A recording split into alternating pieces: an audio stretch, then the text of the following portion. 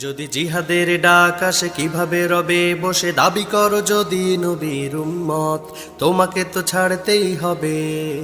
সুখ ও শান্তির পথ যদি জিহাদের ডাক আসে কিভাবে রবে বসে দাবি করো যদি নবীর উম্মত তোমাকে তো ছাড়তেই হবে সুখ ও শান্তির পথ তোমাকে তো ছাড়তেই হবে